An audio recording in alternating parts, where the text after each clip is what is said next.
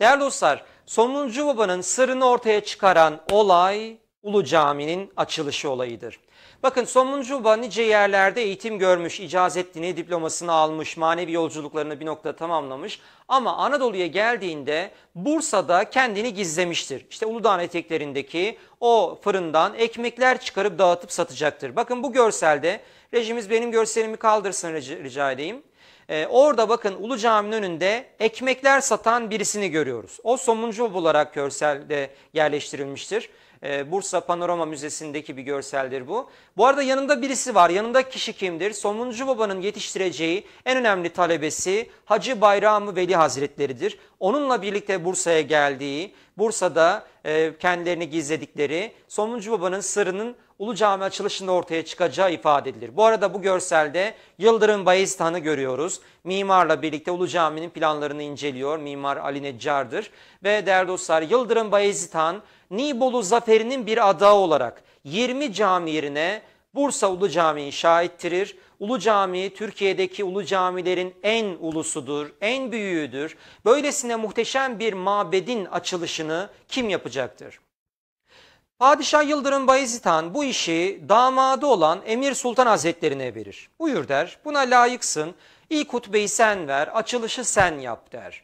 Emir Sultan Hazretleri ise o zamana kadar işte halkın sıradan bir insan zannettiği ve Uludağ'ın eteklerindeki o fırından ekmekler çıkarıp dağıttığı, sattığı için işte çarşıda Ulu Cami önünde somunlar müminler, müminler somunlar diye sattığı için halkın Somuncu Baba diye lakaplandırdığı birine işaret ederek der ki padişaha, hünkârım aramızda zamanımızın manevi kutbu şu zat varken bu iş bize düşmez der.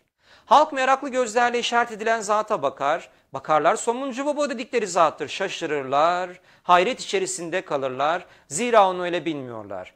Ve hatta Somuncu Baba'nın minbere çıkarken, Emir Sultan'ın yanından geçerken şöyle de bir sitem ettiği rivayeti vardır. Sultanım, emirim beni niçin ifşa ettiniz, niye ele verdiniz, niye açıkladınız der. Emir Sultan da aramızda sizden daha büyük bir zat olduğunu görmediğim için sizin hutbeyi vermeniz uygun gördüm der. Ve Somuncu Baba minbere çıkar. Minberin görselini rejimizden rica edelim, diğer görselimizde. Ve bakın Ulu Cami, değerli dostlar minberi 11 nolu görsel gelsin. Ulu Cami minberine çıkar.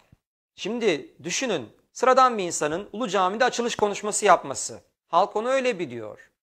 Bizden birini çıkarsalardı, hadi ilk hutbeyi sen ver deselerdi ne yapabilirdik? Elimiz ayağımız dolaşır, dilimiz tutulur, ne konuşabilirdik? İlminiz varsa ortaya koyabilirsiniz. Ve Somuncu Baba bu ilk hutbeye başlar ve der ki, Fatiha suresinin tefsirinde bazı alimlerin müşkilata uğradığı bizce malumdur der.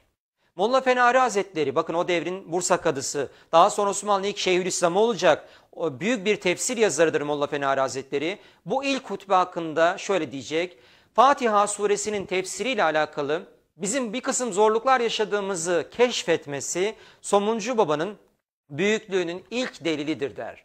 Ve Fatiha suresini açıklamaya, tefsir etmeye başlar. Ve birinci tefsiri herkesin anlayacağı dilden yapar. Fatiha'nın görseli gelsin de rejimizden rica edelim. Evet başlar Bismillahirrahmanirrahim. Elhamdülillahi Rabbil alemin. Errahmanirrahim. Maliki yevmiddin. İyyâke na'budu ve iyyâke nesta'in diyerek Fatiha suresini okur, açıklamalarını yapar. Herkesin anlayacağı dilden. İkinci tefsiri anlamayanlar çıkar. Üçüncü tefsiri Molla Fenari der ki sadece alimler bizler anlayabildik der. Sonraki tefsirleri alimler bile anlamaktan aciz kalacak, öylesine derin bir ilimle yapılmış bir tefsirdi der. Ve sonra bakın Molla Fenari Hazretleri bu tefsir hakkında Somuncu Baba'yı evinde ziyaret edecek, ders almak isteyecek ondan, Fatiha ile ilgili bu sırları ondan alacak ve Molla Fenari Hazretleri'nin yazmış olduğu bir tefsir, bu Fatiha tefsiriyle alakalıdır. Somuncu Baba'dan da almış olduğu bir noktada o derslerle yazmış olduğu bir tefsir. Diğer görselimizi rejimizden rica edelim. Molla Fenari'nin yazmış olduğu tefsirle alakalı. Bakın Molla Fenari'nin Fatiha suresi tefsiri, Somuncu Baba'dan öğrenmiş olduğu bilgilerle de yazmış olduğu bu tefsiri Gaziantep Üniversitesi'nde İlahiyat Fakültesi Dekanı Profesör yazmıştı. Bunun kitap olarak bu şekilde bir baskısı mevcuttur değerli dostlar, Nasihat Yayınları'nda. Tavsiye etmiş olalım. Neler yazdığını, neler tefsir ettiğini Molla Fenari'nin burada Somuncu Baba'dan da öğrenerekten merak edenler için bunu da tavsiye etmiş oldum. Ve Somuncu Baba peki değerli dostlar Fatiha suresini tefsir etti. İlk cuma namazını Ulu Cami'de kıldırdı. Halk onun manevi büyüklüğünü anladı. Peki Ulu Cami çıkışında halk onu görmek ister mi? Tabii ki ister. Ve rivayet o ki, meşhur bir keramet, Ulu Cami'nin 3 kapısında bekleşen halk bizim kapımızdan çıktı, gördük Somuncu Baba'yı, duasını aldık, elini öptük der. Bizim kapımızdan da çıktı, bizim kapımızdan da çıktı. Aynı anda 3 kapıdan çıktığının görüldüğü kerameti meşhurdur. Bir tayyi mekan, pek çok yerde aynı anda bulunabilme kerameti.